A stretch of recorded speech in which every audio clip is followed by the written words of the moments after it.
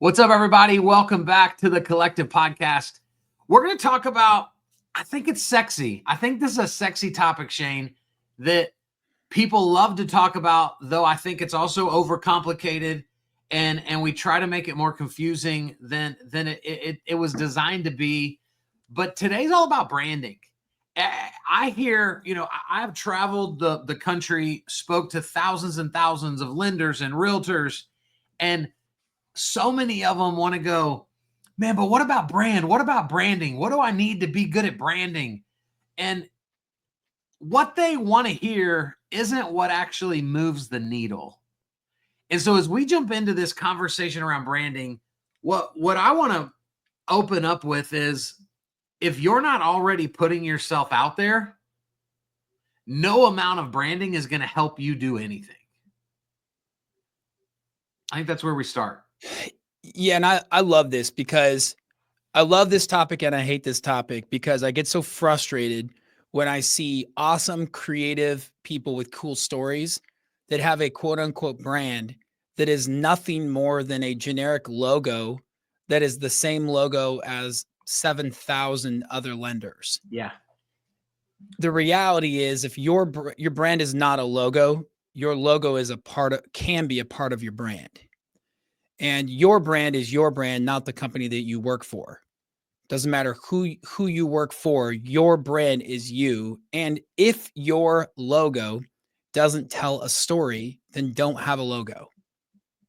Because, and I'm going to say the thing that's being unspoken, but everyone who has a logo that's a house isn't telling anything about that person. And what we should be doing is, and you and I do this a lot. We go and we speak. And I remember we were in Indiana, and there was a guy, we were doing this like open forum where we were just walking around the room, and we asked the guy, and we're like, what's so unique about you? And he's like, nothing, man. I'm nothing. I'm just I'm just a bag of sawdust. I'm like, really? I'm like, hold on. What's that tattoo? What's that shirt say? What's that pin on your hat? Where are you from? How old are you? And you start to get into this with people and you go, wait a second. That's one of the most unique guys I've ever met. Yeah. And yet his brand is a house and a bag of sawdust. And you're going, man, that is just not going to help you stand out in what has become a brand dominated industry. Yeah. Yeah. And so I think our goal is always on this show to give very tangible advice and ways that people can instantly implement what we're talking about. And so I think this is a great place to kind of talk about, like, doing a little brand analysis on, either what are people already saying about you, right? If somebody were to say, man, guess what? Kyle's coming to the office today. Does that get people going, oh my gosh, yes, I love Kyle because, or are people going, who's Kyle? I don't really like that guy. So we've got to be willing to look in the mirror. And if you don't know the answers to those things, the second best question would be, what do you want said about you when your name comes up in conversation? And, if somebody were to say, man, I love Kyle because that dude loves the Mavericks. That dude is a basketball, even though we're awful. And sadly, that wasn't true 30 days ago, unfortunately. But could I incorporate a basketball into my logo if that were one of the defining things in my life? Or Maverick Blue. 100, yeah, or 100%. And so, we've taught, I think we're going to get there. You and I both, not necessarily every day, but like we wear backwards hats most days and hoodies. You more than me, because it's about to not be hoodie season in Texas. This is probably the last day I can wear a hoodie for the rest of 2025. But I think it'd be cool if we had like a silhouette logo of just two dudes with backwards hats on, because that would instantly, people go, oh, dude, that's Shane and Kyle, because those are the backwards hats and hoodies guys. The day we're recording this is the day after I went to church. And yesterday I walked into church and somebody walked up to me and said jokingly, "You wearing a hat to church?" And then I go, "Yeah, I wear a hat." I took my hat off. I go, "This is why." And I showed him my hair and I go, "I always wear a hat." And then he said to me, he goes, "Don't worry. The pastor speaking today is also wearing a hat." Come on. And listen, it's not about the hat. It's about the meaning, the story, the symbolism behind the hat. You know, it's about and then if I do, and I actually haven't done as good of a job at telling this as I should. Well, why do you wear backwards hats? Well, I wear backwards hats because, and then I got to tell my story. The story is the brand Yeah. visualized. Yep. Right. And so then it's like, well, you know, I would wear backwards hats when I was a fireman. We worked a lot and you just kind of like to flip it around. Also, you know, if you're going on a call in the middle of the night, like I don't want people to look at my hair and be like, there's no way that guy could save my life with that kind of hair. So you put the hat on, it instantly makes you look professional. 2, I played sports. 3, when I was in lending originally, I did what everybody else did. I got into lending and I was deeply insecure. So whatever the top producer in my market was doing, I was like, well, that's probably what I should do. So I started getting Nordstrom slacks and Nordstrom button-up shirts. Went to Nordstrom Rack and bought a bunch of things to look like a traveling salesman that was masquerading as a top producer. Yeah. And then I finally went to a coaching event and it was just like beat into my brain, just be yourself. I'm like, dude, I just love wearing hoodies. I love wearing hats. I like, and now as I'm a dad and I've got multiple companies, I really love waking up and not thinking about what I'm going to wear. Come on, dude. And so now I got 8 of the same t-shirt. I got 12 of the same hoodie. I got 6 or 8 of the same hats. And dude, that's I want you to pause right quick and share. This might be the only reason somebody listens to this episode, the tip I'm about to make you give. Tell people your tip on how you get good hoodies for cheaper. Well, I've got a new one I'm about to post online because I'm creating a new segment that's going to be like shopping hacks with dad. Yeah, I love it. And I like getting deals. So there's 2 things I do, but the one I do is I like to wear a black hooded sweatshirt, but I like it to be decent quality. And I don't want the ones that make it look like I'm wearing a canvas bag around.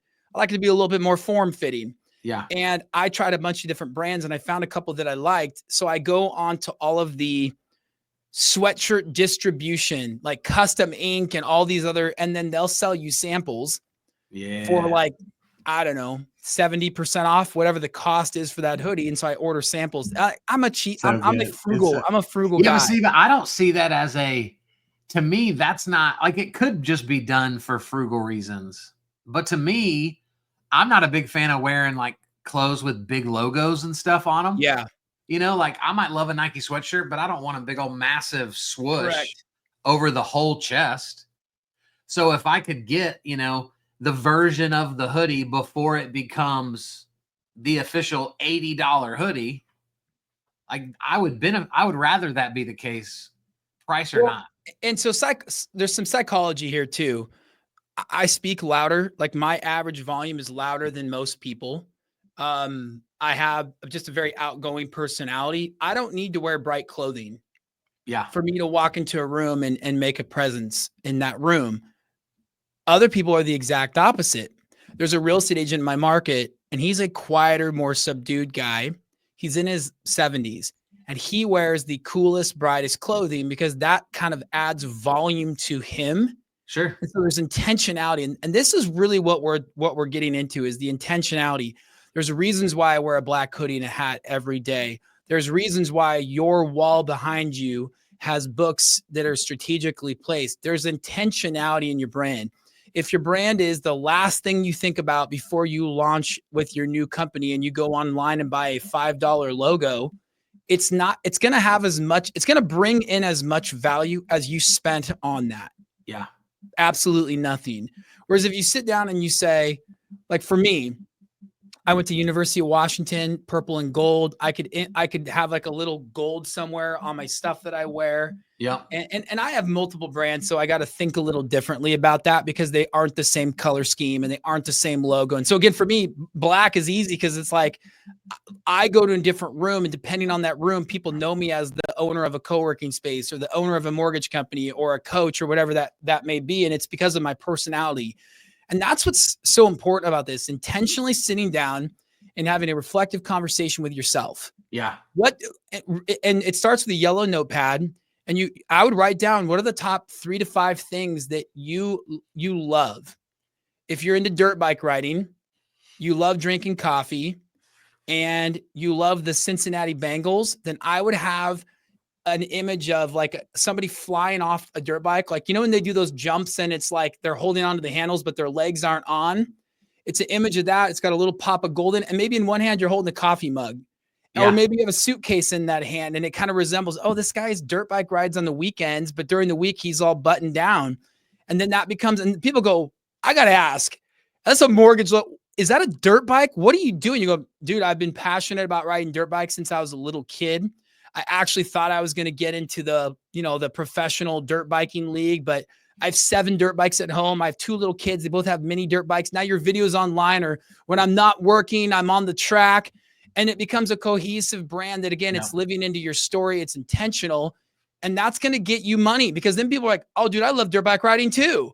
Or, oh, I've always wanted to go dirt bike, or they're just inquisitive. Like, I have never done dirt bike riding, but I'm so curious about it. And that's why, like, for me, most of our listeners probably know, but as we develop new listeners, I used to be a pastor, but I haven't been a pastor for 12 years.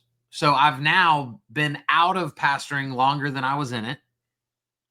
And Shane, the longer that I do what we do, it would be easier for me to stop telling people I used to be a pastor. And so I could just be the marketing guy, just be the coach, just be the speaker. But I still, everywhere I travel, I'll run into people that go, man, I want to work with you because you used to be a pastor. And so I know we believe the same. And so I trust you, and whatever you're doing, I want to be a part of it. Well, that wouldn't even be possible if I quit telling that part of my story. And so, like, what if you used to be a school teacher? What if you used to be a firefighter? Like, in your old setup, like, you could see your firefighter helmet in the background of your video, which was such an easy thing for people to be like, dude, why do you have a fireman's helmet in the back of your video? And so I think what people should be very clear on is, what is the uniqueness of your past that could still benefit your brand in the present? Because that's the fastest thing to go when we start through this exercise. Yeah. So guys, as you're kind of thinking about this, and maybe you're kicking yourself because your brand is just a logo that you bought online, that you didn't create, or you put very little thought into it. The great thing is you can always rebrand. Companies do this all the time, and you can as well.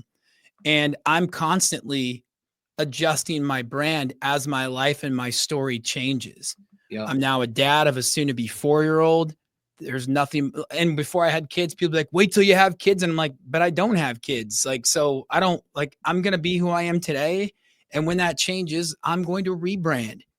It's perfectly acceptable and very strategic to rebrand. At the same time, be consistent with your messaging, with the subliminals. These are the things that you don't necessarily shout on a billboard, but can be said or can be understood without you saying anything. Like Kyle's subliminal marketing, if you watch this on video, is very loud. He doesn't have to say much for me to see there are 4 books in the background that he authored. And they're strategically placed so he doesn't block those. That's subliminal, but it's very loud. Yeah. A lot of times people think that the things that they have to scream it for it to be heard. And that's far from true. That's it. Black hoodies and backwards hats can be very loud if done consistently, if done intentionally, and done authentically. And that's what your brand's all about. It should tell your story, and your story can be today, your dream for the future, a blend of today, the future, and the past. It's yours to decide, and it shouldn't be the same as 7,000 other lenders, because it's clearly not yours. That's it, guys. Don't overthink brand. We've given you plenty to think about. Go implement something. Go rewatch. Go re-listen. And please provide us feedback. We'd love to hear how your brand is transforming because of this. We're in this with you. Thanks for watching. Thanks for listening. We'll see you on the next one.